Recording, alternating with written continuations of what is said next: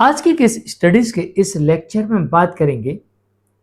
पत्नी बिना किसी कारण के या अपनी मर्जी से या अडल्ट्री में होने की वजह से या उसकी जबरन शादी कराई गई थी, इस वजह से वो पति को छोड़कर अपने मायके चली गई है, अन्यत्र जगह रहने चली गई है और अब पति से और उसके परिवार वालों को डरा रही है, धमका रही है, ब्लैकमेल कर रही है, पैसे की डिमांड कर रही है।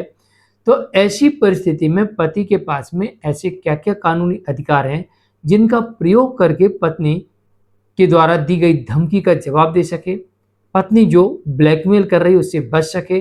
और अपने धन संपदा को बचा सके और साथ ही इस केस से बाहर निकल सके। आज इसके बारे में डिटेल में बात करने का प्रयास करेंगे। जय जैनेन्द्र, हूं केस जैन।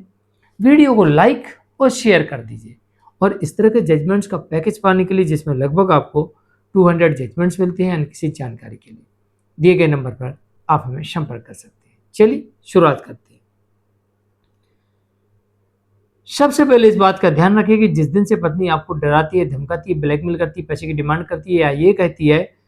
कि मेरी शादी जबरन कराई गई थी, मुझे यहाँ नहीं रहना, मुझे इतने पैसे दे दो, तो उस दिन से आपको अपना जेवर, रुपया, पैसा, सोना, चांदी, कीमती सामान, डॉक्यूमेंट्स सुरक्षित और व्यवस्थित स्थान पर रखना है जहां पर पत्नी की पहुंच ना हो, अन्यथा वो ले जा सकती है, घुमा सकती है, डॉक्यूमेंट्स फाड़ सकती है, बर्बाद कर सकती है, ऐसा हो सकता है। नंबर 2, जिस तरह से पत्नी ने आपको ब्लैकमेल किया है, डराया है, धमकाया है, या उसके परिवार वालों ने आपसे जिस तरह से डिमांड की है पैसे की, तो आप यहां पर सबूत इकट्ठे करिए क्योंकि यहां पर सबूतों की आवश्यकता पड़ेगी। सबूत और गवाह इकट्ठे करिए। सबूत और गवाहों के आधार पर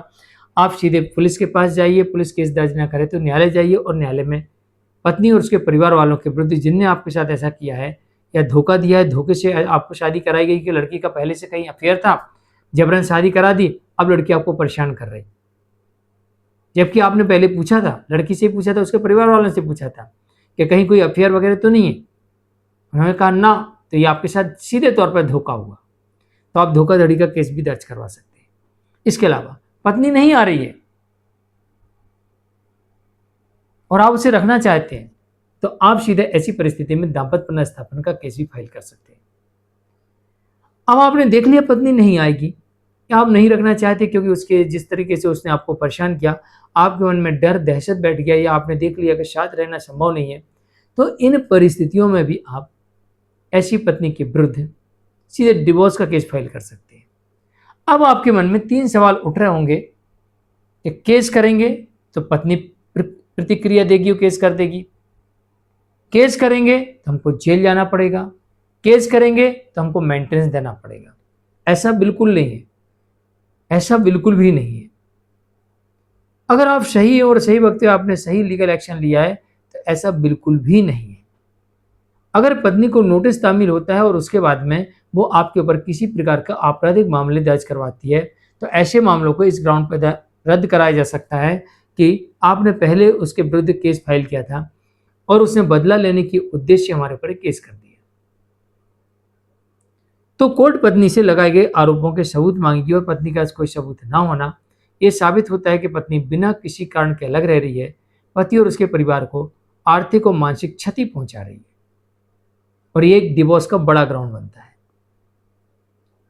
चाहे डिवोर्स का केस फाइल किया हो, चाहे कोई भी केस आपने फाइल किया हो, और पत्नी अगर उसकी प्रतिक्रिया देती है बिना किसी ठोस सबूत के तो आपको बेनिफिट मिलेगा। और अगर आपने पहले केस नहीं किया और पत्नी ने पहले केस कर दिया फिर आपने बाद में किया तो हो सकता है कि आपको नुकसान उठाना पड़ सके, या आपने कोई केस नहीं किया तो भी हो सकता है कि आपको नुकसान उठाना पड़े। इसलिए जब भी आपकी पत्नी आपसे 30 दिन या इससे अधिक समय से अलग रहती है तो आपको तत्काल लीगल एक्शन लेने की आवश्यकता होती है। अगर पत्नी अडल्ट्री में है या उसकी जबरन शादी कराई गई थी या वो ब्लैकमेल कर रही है या आपको परेशान कर रही है, पैसे की डिमांड कर रही है, आपका रुपया, पैसा, सोना, चांदी लेके गई है, इसके आपके पास जो सबूत हैं उनके आधार पर आप आपराधिक मामले भी दर्ज करवा सकते हैं, डिवोर्स के लिए जा सकते हैं और इसके अलावा दाम्पत्य पुनर्स्थापन का केस भी कर सकते हैं, धोखाधड़ी का केस भी आप इसमें कर सकते हैं। तो ये बात ध्यान रखिए कि जब आपकी पत्नी आपको डराने लगे, धमकाने लगे, ब्लैकमेल करने लगे, उस वक्त आपके सभी अधिकार हो जाते हैं। और पत्नी अगर बिना किसी कारण के अलग रह रही और आप उसे रखना चाहते हैं तो आप दाम्पत्य पुनर्स्थापन का केस कर सकते हैं और इसके माध्यम से वापस बुलाने का प्रयत्न कर सकते हैं। मैं हूं मुकेश जैन। आज के लिए इतना ही। नमस्कार।